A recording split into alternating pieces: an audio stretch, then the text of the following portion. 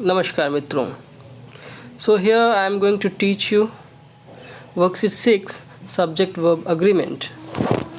Let us underline the errors in the following sentences and write the correct forms. The first one has been done for you. You see in the first example, do Ananya play chess? Is the subject verb agreement mistake? Does will be used at the place of do. Similarly, no, she does not. Does not will be used at the place of don't. No, she does not. She plays tennis. So, if I am going to tell you the tense, it is a simple present tense, and according to rule also, does and does not will be used. So with the question we use do, and with the third person he, she, it, or any name or singular we use does not. Okay. Does you play, does you के साथ हमेशा do लगता है, तो do you play, do you plan to stay here long, तो do यहाँ पे लिख सकते हैं. No I don't, I will be living in 5 minutes, तो यहाँ पे डोंट लिखिएगा. Y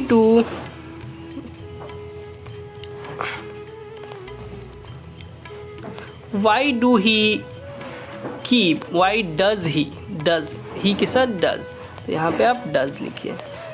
Y does he keep looking at the watch, आई के साथ डोंट लगेगा, तो यहाँ पे डोंट लिख दीजिएगा. I don't know, may be he is waiting for someone.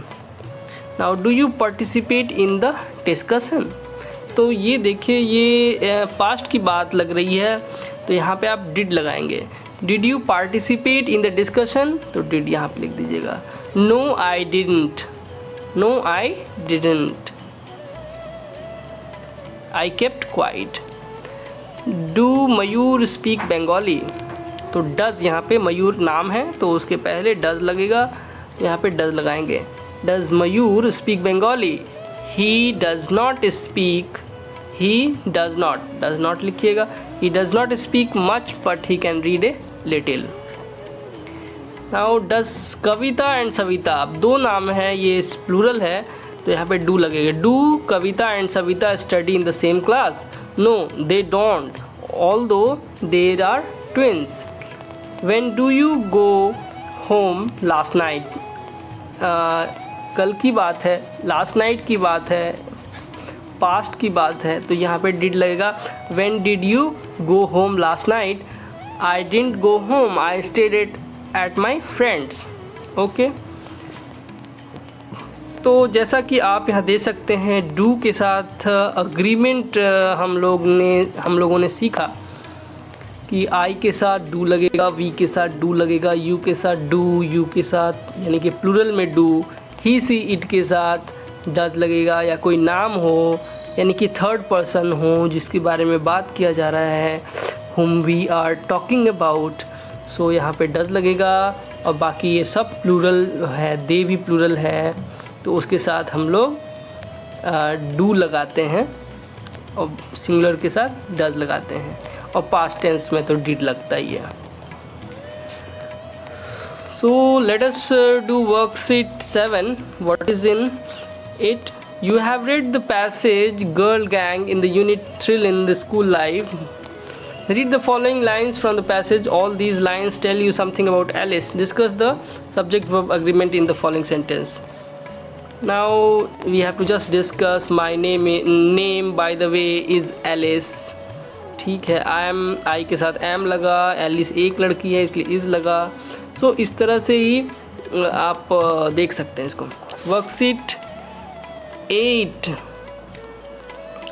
8 में given below is some information about Peter Belmont, a secret agent appointed a spy in your country. On the basis of the information, fill in the blanks in the report given on the next page to be forwarded to Scotland Yard for further investigation.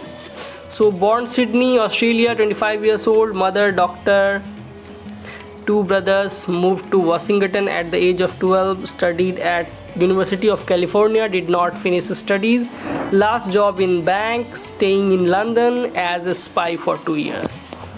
So Peter Belmont का हम यहाँ पे एक introduction लिखेंगे. Peter was born in Sydney, Australia. He is 25 years old. His mother is a doctor.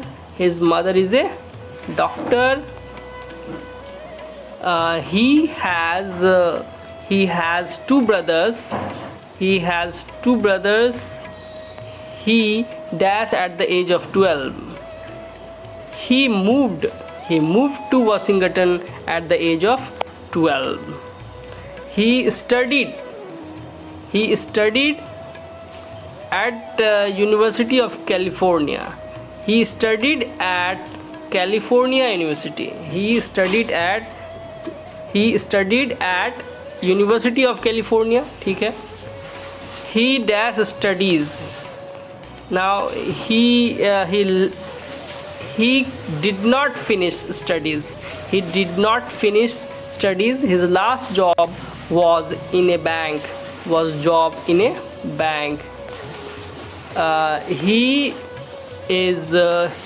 He has been working. He's working as a spy for 2 years. Okay. Now question tag है. Question tag के लिए एक अलग ही दिन